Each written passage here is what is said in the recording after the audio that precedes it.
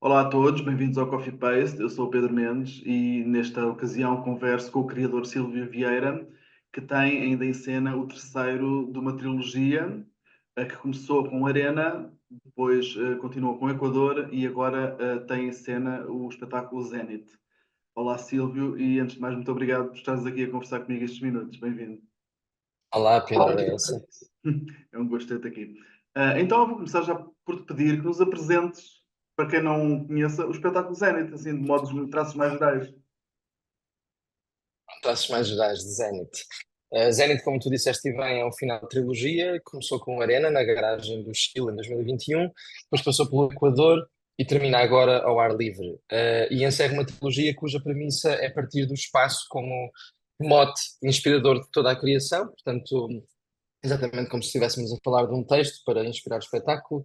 Neste caso, estamos a falar do espaço, portanto, é o espaço de apresentação que dita todas as premissas e todos os pressupostos da criação, seja de texto, quando existe, e no Zenith ele existe, de cenografia, de figurinos, de interpretação dos atores, mesmo dramaturgia, pronto.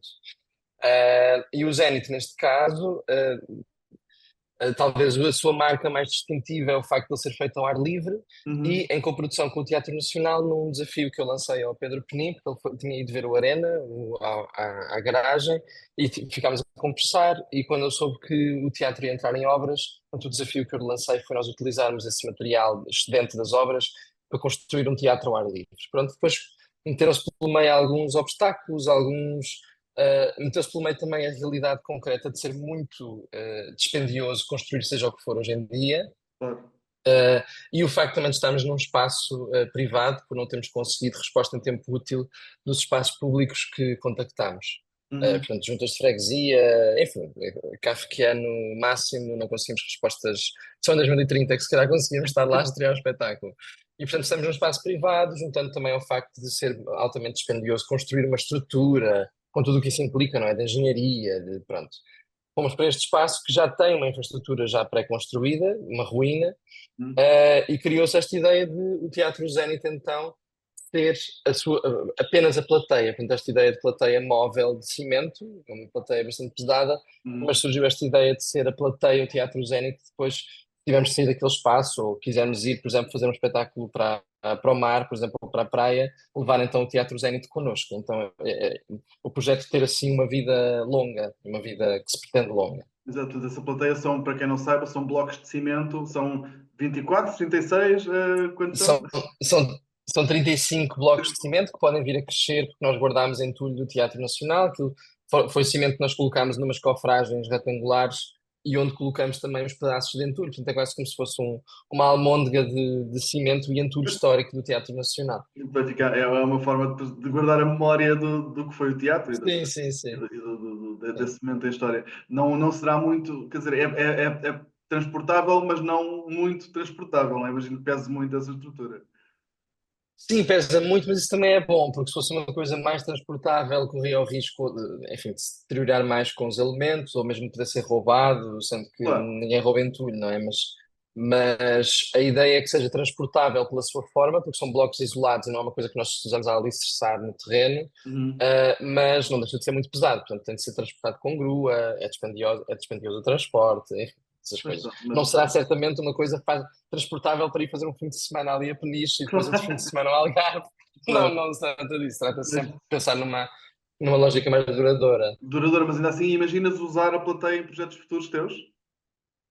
Eu sim, eu queria, porque o próximo projeto que eu queria fazer também seria ao ar livre e queria usar a plateia, assim, também. Isso era o sonho. Ok, já vamos falar um pouco mais da questão do espaço, mas entretanto perguntar-te-ia que questões levanta Zenit, a clássica questão dos temas. Que questões, ou seja, mesmo Uhum. tematicamente, certo? O Zenit, sabes que eu fujo sempre um bocadinho à pergunta dos sobres e dos temas. Uhum. No Arena, então, isto era muito notório, nem sequer tinha Não, palavra, portanto, as pessoas eram muito.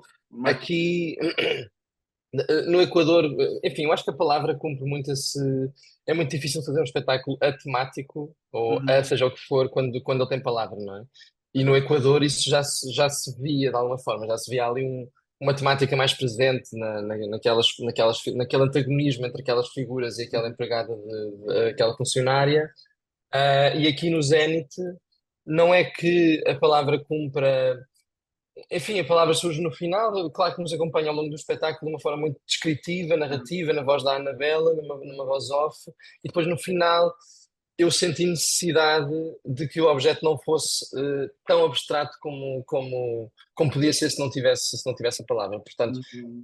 mas ainda assim, queria que ele permanecesse aberto nas suas possíveis, nas suas leituras, e por isso o que nós acabámos por decidir, e o que eu acabei por decidir foi que cada uma daquelas 6 pessoas Sim. estivessem a habitar aquele vale por razões muito diferentes, portanto não existiria uma narrativa única que as ligasse a todas. Uhum. Elas todas estão ali num sítio sem teto, portanto há esta ideia de uma casa sem teto está muito presente, porque é a ruína que lá está, que não tem o seu teto, e nós Uhum. depois optámos por construir um possível teto daquela casa, mas mais longe, como se ele Sim. tivesse voado, enfim, uma ideia mais alegórica, como se o telhado da casa deles tivesse voado, então eles agora habitam estas 2 casas, mas nenhuma delas está completa, é quase como se fossem 2 metades do mesmo ovo.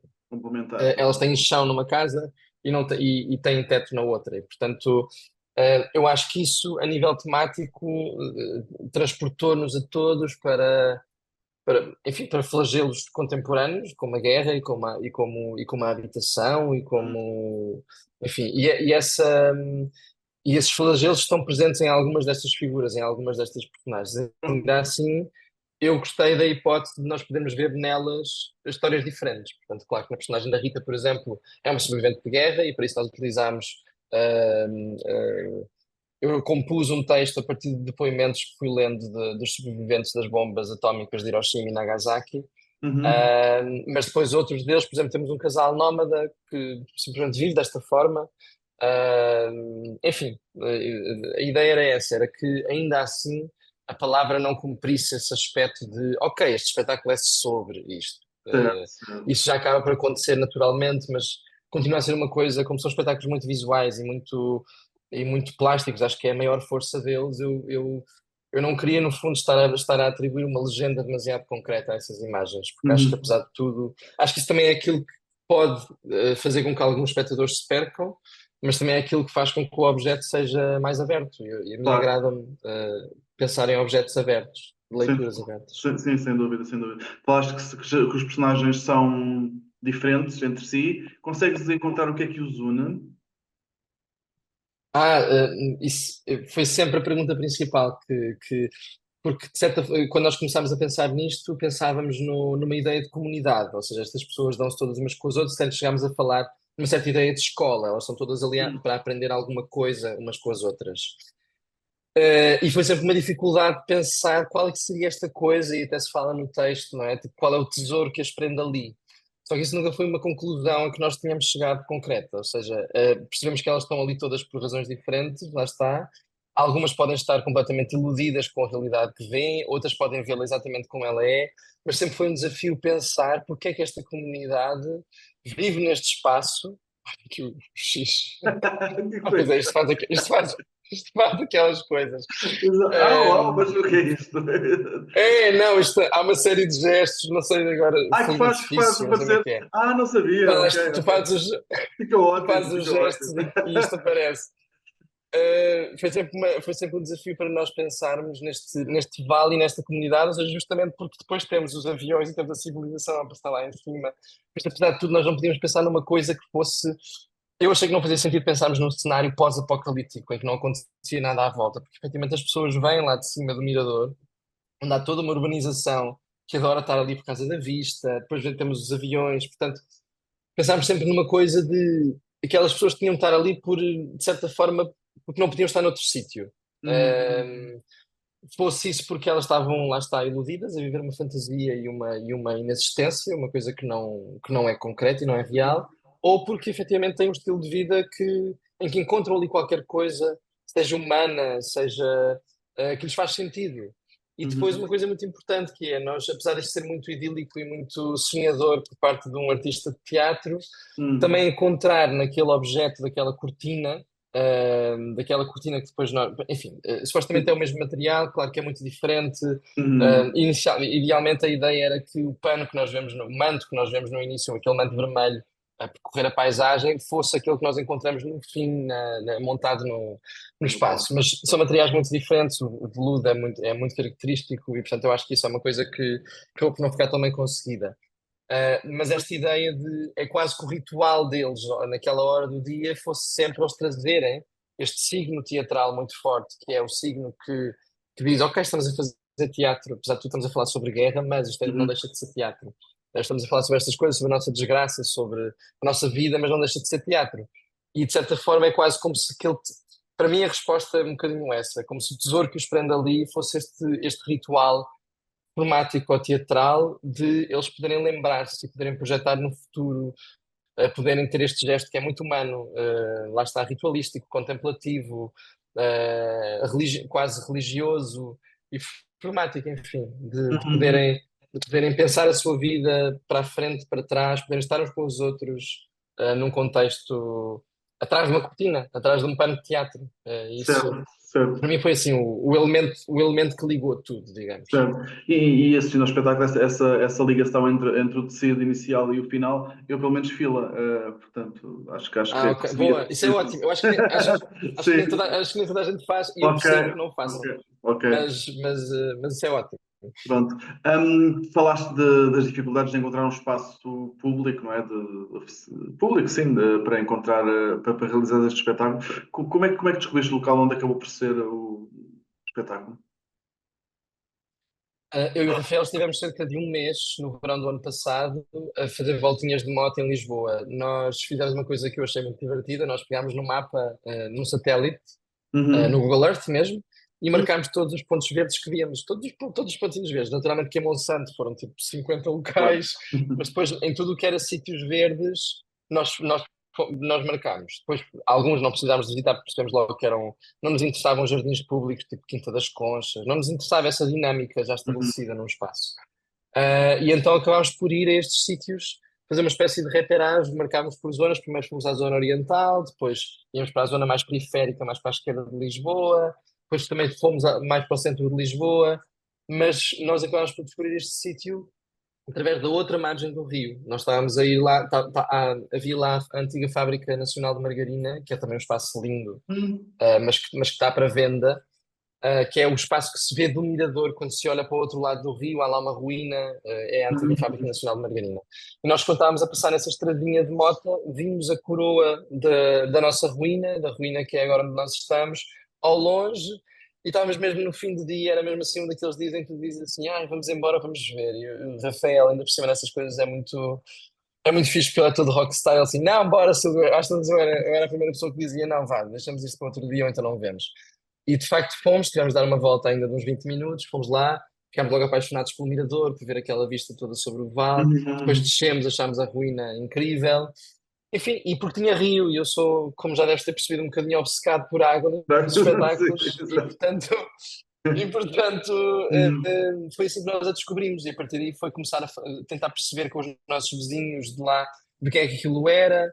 E depois toda a movimentação que isso envolveu, reuniões com a Casa Santos Lima, que é proprietária do terreno, fomos à sede deles em Alenquer, Uhum. enfim, foi todo um processo, mas claro, muito mais célebre por ser um espaço privado. Privado, claro, claro, claro. Se fosse um espaço público, ou temos muita sorte com as pessoas que encontramos, Uhum. e ainda não estávamos a falar sobre isso por causa dos Artistas Unidos, ou há muita sorte com as pessoas que estão à frente das Uhum. pastas, da cultura, do território, seja o que for. Porque não deixam de ser entidades públicas, mas que estão encabeçadas por pessoas. Ou as pessoas são Uhum. simpáticas e querem saber do que nós andamos aqui a fazer, ou então Pois, as coisas não avançam e vão sempre estando para outras pessoas e para outras. Isso é com eles, isso é com aqueles. Pá, é kafkiano, é labiríntico mesmo e é pois impossível. é. Exato, não sei que não é fácil. Queria-te perguntar que lugar reservas para o público neste espetáculo? O público tem que participar de alguma forma, sem estar, pronto, sem participar diretamente com os intérpretes, mas tem que fazer coisas, não é? Sim, eu acho, isso é muito engraçado, ou seja, eu estou a pensar que, de facto, eu não penso. Claro que eu penso no público quando estou a fazer o espetáculo, mas de uma forma muito concreta. Eu não penso no gosto do público, por exemplo.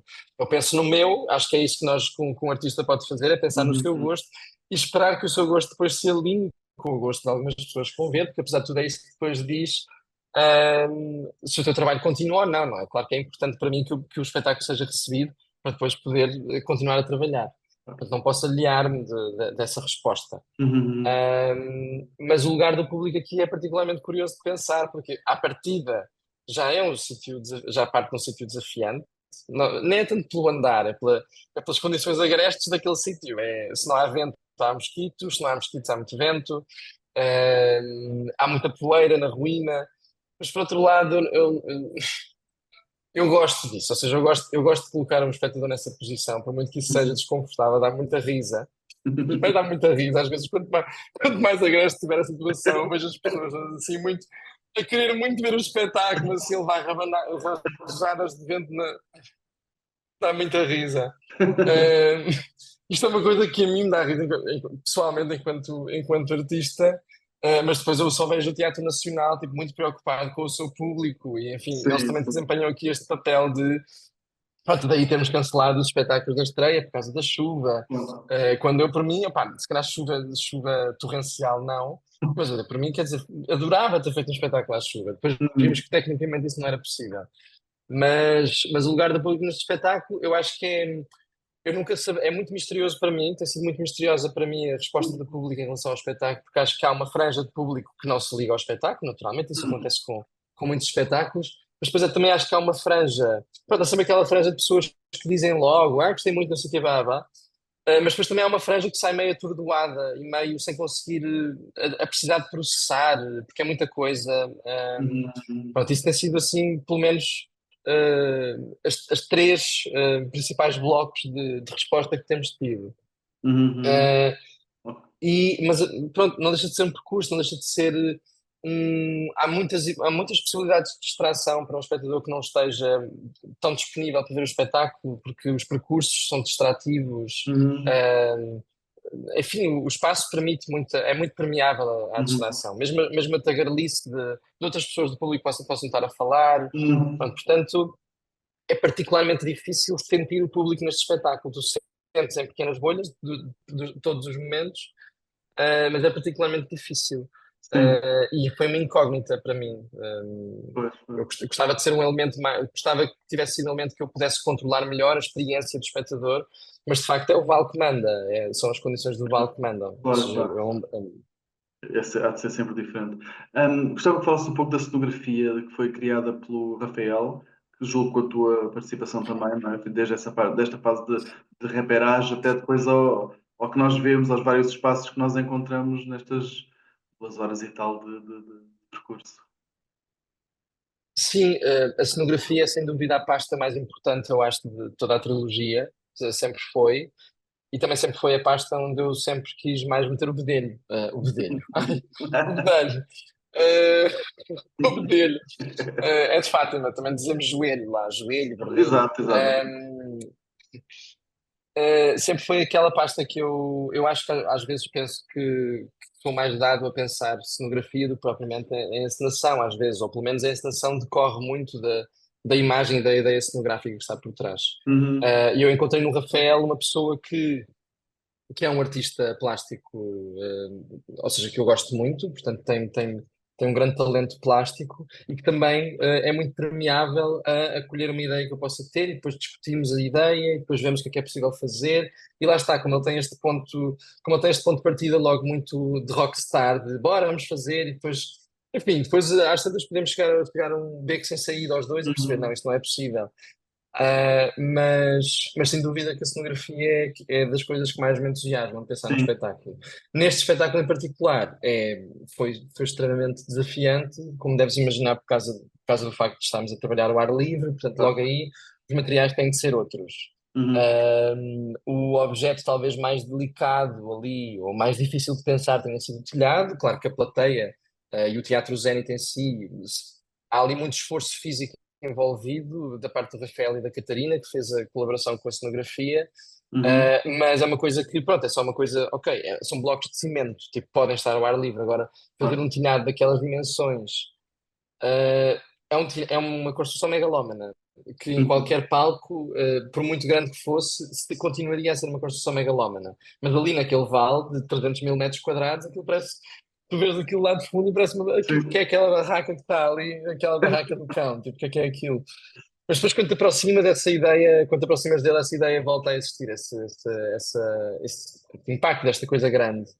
Ahm, mas, ou seja, a nível de cenografia continuou a ser continuámos a partir de um pressuposto de é impossível vencer este espaço, Uhum. portanto, o espaço vai sempre engolir todas as ideias, Uhum. em cenografia e todas as outras. O espaço vai sempre engolir-nos. Se nós quisermos ir contra ele, ou remar contra ele de certa maneira, ou de repente querer ir contra ele a nível de cenografia, seria se quiséssemos pintar tudo, ou se quiséssemos construir ali uma coisa que não tivesse integrado no espaço de alguma forma. Isso nunca Uhum. ia funcionar. E portanto, aquilo que nós pensámos foi, por exemplo, tínhamos esta ideia do telhado, que inicialmente seria vamos construir o telhado da ruína. Portanto, com os materiais nunca seria, mas com as cores, com as dimensões certas. Mas aí íamos para orçamentos astronómicos de 20 mil euros para um telhado, ou 30 mil euros por um telhado, e já a contar por baixo. Uhum. Então começámos a descobrir certos compromissos, no fundo, e eu acho que é aqui que depois se jogam muito os nossos talentos, entre aspas, não Uhum. é? Que é como é que nós conseguimos não abandonar a ideia, mas adaptá-la às nossas circunstâncias, ou seja, e aí, em vez de termos o telhado completo, enterrado, vamos incliná-lo para que essa inclinação nos poupe nos materiais. Portanto, a Uhum. parte que está inclinada, nós imaginamos na mesma que ele continua lá para baixo, Claro. mas é material que nós não temos de comprar, que não temos de construir, que não temos, pronto, e daí ele continua grande, mas só temos no fundo aquela fachada que ainda se vê. Uhum. E pronto, como isto, várias adaptações tiveram de ser feitas. Nós tínhamos um balão enorme também de Uhum. dois metros e tal de diâmetro, de hélio, que era um elemento que eu achava super bonito, e que nós prendíamos. Inicialmente eram os atores que traziam isto no barco, mas houve um dia de uma rajada tão grande de vento que eles nem sequer se conseguiam mexer no barco e, portanto, atracaram noutro sítio. Então aí percebemos, ok, não, vai para o telhado, e ficava no telhado. Só que nós Uhum. tínhamos de transportar sempre, todos os dias. E nesse transporte ele rebentou duas vezes. E era um Uhum. balão caro, porque o hélio é muito caro, mas bastava uma rajada de vento que ele tocava no chão, batia numa silva qualquer, pum, E e pronto. arrebentava. Uhum. E pronto, portanto, aquele espaço foi mesmo um desafio, mesmo para a cenografia, e não só, para todos Sim. os departamentos, mas Pô, ia precisamente falar no desafio da produção, que deve ter sido bem grande para a vossa equipa e também para o Teatro Nacional, que se calhar não percebeu no que é que se estava a meter.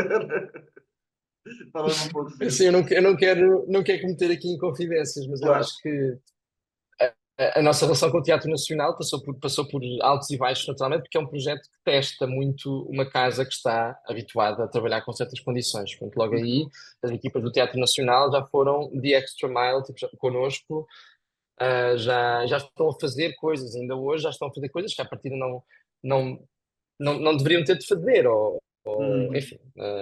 E por isso eu estou muito grato. Ainda ontem eu cheguei às 8 ao espetáculo, era uma coisa para mim impensável. Eu só posso fazer isso porque existe o Teatro Nacional que assegura que o espetáculo pode acontecer sem mim. E isto nunca me Uhum. tinha acontecido. O Arena não podia acontecer sem mim, o Equador, apesar de estar no CCB, também não podia. Uhum. Mas aqui, de repente, estou rodeado por uma equipa do Teatro Nacional e da minha equipa. Eu, de repente, ontem cheguei ao espetáculo, vi o espetáculo, quase, não o vi todo e pensei, não, olha, sou mesmo dispensável aqui. Isso é bom, sentir esse respaldo.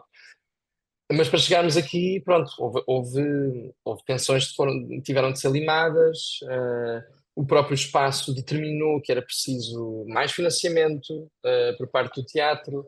Portanto, enfim, toda uma série de coisas que depois também dificultam uma possível continuidade ou uma possível reposição, que ainda nem sequer falámos sobre isso, mas que era o ideal, não é? Porque se um espetáculo estreia, se um espetáculo esgota antes de estrear, sendo que, enfim, estamos a contar com a estreia depois da chuva, Uhum. se ele esgota antes de estrear, tudo indicaria que isso é um bom princípio para se fazer uma reposição. Mas uma Claro. reposição aqui é mais alugueres de materiais, mais vigilância, mais equipas, mais tudo. Uhum. E é mesmo muito caro, portanto é mesmo uma avaliação séria que se tem de fazer. Uhum. Um, mas a nível de produção, é o que estás a dizer, é mesmo um colosso. E eu para isso contei, eu costumo dizer que há aqui um trio Uhum. muito forte e muito essencial neste projeto, que é, lá está, eu, o Rafael e a Daniela, que fez a produção executiva. E a Daniela, neste caso, já falei um bocadinho do Rafael, mas a Daniela, neste caso, é uma máquina completa de Hum, produção. Nunca encontrei, nunca vi nada assim. Mesmo uma pessoa que se apaixonou tanto pelo projeto, que tem toda a iniciativa, que eu acho que é uma das características melhores que um produtor pode ter, é a iniciativa, é prever, é não ser preciso eu dizer, olha, é preciso isto, para ela já estar em cima do assunto. E aqui também se apaixonou por este desafio e isso para mim é das coisas mais bonitas, que é eles de facto fazem aquele percurso ao início com aquela cortina, eles estão a passar por quatro ou cinco terrenos legais diferentes. Para eles estarem naquele lado, tiveram de falar com o senhor da Quinta da... A Daniela teve de falar com o senhor da Quinta da Boiça e pedir uma autorização. Depois, para atravessarem o rio, têm de falar com a Associação Portuguesa do Ambiente e falar também com a polícia. Passamos pelo terreno dos nossos vizinhos, depois na nossa ruína também é outro terreno. A Junta de Freguesia também depois tem de dar o seu aval, a Câmara de Louros para a utilização do Caminho de Fátima. Portanto, nós, uhum, enquanto espectadores, só vemos seis pessoas a atravessar aquele lado para este, e depois uhum, passam por nós. Mas eu acho super interessante pensar que quando queremos fazer as coisas da forma legal e certa, e eu claro. acho que isso é o mais correto, porque também é um peso que nos sai de cima. Ou seja, Uhum, não vivemos depois com aquela ansiedade de parece aqui a claro. polícia e pede-nos mas não deixa de ser muito bonito pensar para mim que lá está, a Daniela teve de estabelecer relações pessoais e humanas muito diferentes com cada uma destas entidades, pessoais e coletivas, Uhum, e trocar mensagens com eles por WhatsApp, e não sei o quê, e Nuno da Câmara, precisamos desta licença, precisamos dos bombeiros para nos encherem o tanque. Portanto, há toda esta dimensão muito. Que só um projeto como este, que é tão permeável a toda a sua envolvência, não é? Não estamos a falar de um espaço que está fechado, já está uhum, legalizado, toda a sua envolvência é hiperpermeável à vizinhança, pessoas que vão passear lá o cão. E nós, enquanto pessoas que estamos ali a querer beneficiar daquele sítio e a querer beneficiar quem vive ali, pá, também parte de nós queremos estabelecer uma boa relação com a vizinhança. E aparece aqui uma senhora com o cão, e em vez de nós ficarmos zangados porque a senhora passou com o cão, não, é tipo, vamos ser amigos desta pessoa, porque esta pessoa, se uhum, calhar, pode tentar aqui um movimento estranho de pessoas que querem vir aqui roubar qualquer coisa. Desapareceu, o uhum, máximo que nos desapareceu foram duas enxadas naquele uhum, sítio. uhum, Uh, e isso é bom, porque quer dizer também que a vizinhança fica atenta, gosta de nos ter claro, claro. lá. Pronto, isto para mim é das coisas mais bonitas do projeto. Mas sim, um colosso de produção a vários níveis e hiper destruidor também. Uhum, Eu nunca um projeto me tinha quebrado tanto como este, ou seja, quebrou-me várias vezes enquanto pessoa mesmo, ou seja, uhum, de tentares uma coisa e perceberes não, não dá, tentares outra e não, não dá. A morte da estreia, entre aspas, que eu chamo de morte, porque houve mesmo uhum, ali um luto a acontecer, de estás a trabalhar muito para um fim de semana, de repente não dá por causa da chuva, e depois não dá no dia a seguir, e não dá nos outros dias a seguir também.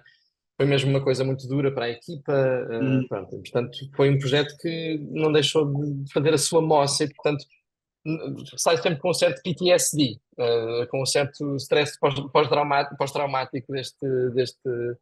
Pronto, não é só amamos e ainda bem que estreou, é uhum. mesmo uma coisa também muito. Há uma parte de dor que depois não sara totalmente, e há uma relação também de. Pensando numa reposição, também há uma relação de.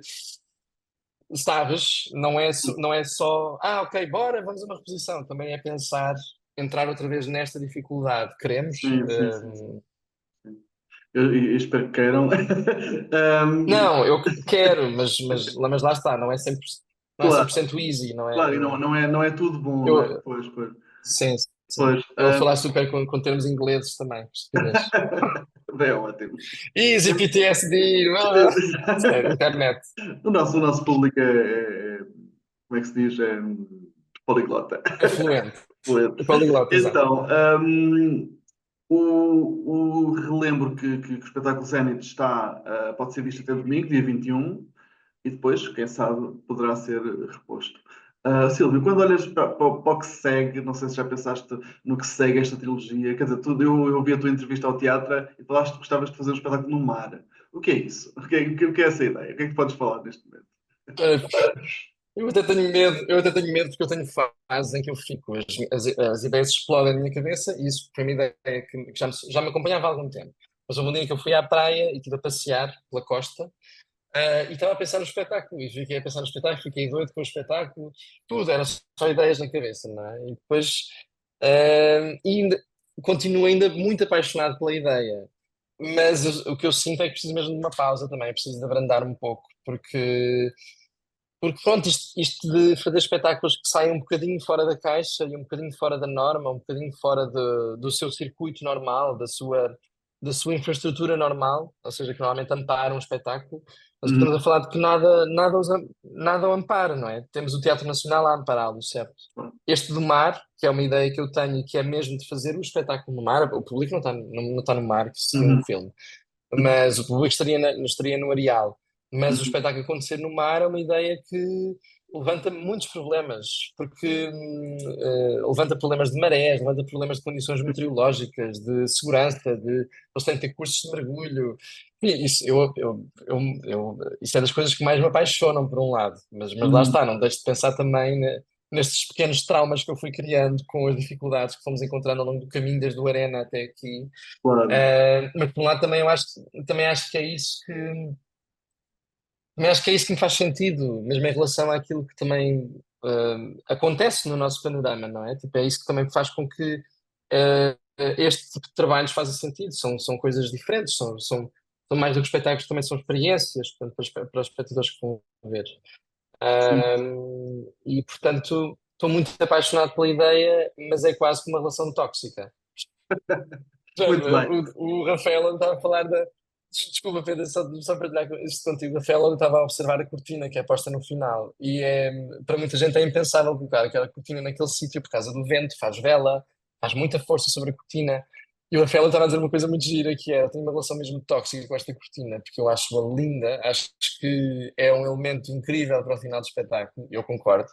Mas estou sempre a pensar quando é que ela se vai desconchar toda, quando é que ela vai cair, quando é que ela não vai abrir, tipo, pronto. Uhum.